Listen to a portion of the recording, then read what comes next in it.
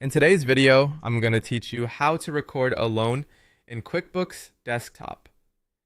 By the end, you'll know how to set up the loan, record the money you received, and post each payment correctly so your balance sheet and profit and loss stay accurate. First, create the loan liability account that will hold the principal you owe. Open your accounting settings and go to the chart of accounts, then choose to create a new account. For the account type, pick long-term liabilities if the loan runs more than a year, or choose other current liabilities if it will be paid off within a year. For the detail type, select notes payable. Give the account a clear, specific name, such as the lender and purpose of the loan, so you can easily recognize it later. Save and close. This step builds the home for your loan balance and keeps principal out of your expenses. Next, record the funds you received from the lender.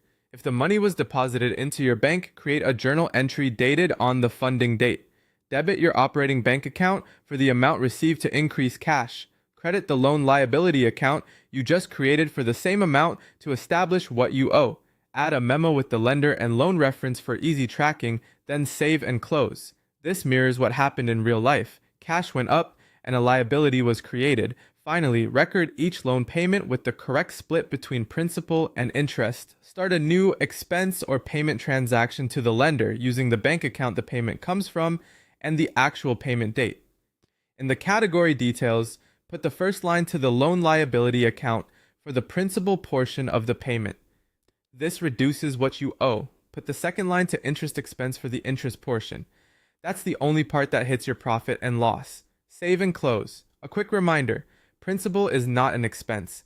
It decreases the liability. Interest is the true cost of borrowing and belongs in expenses. A few tips as you go. Use your loan amortization schedule or the lender's statement to determine the correct split each month, and include memos for clarity.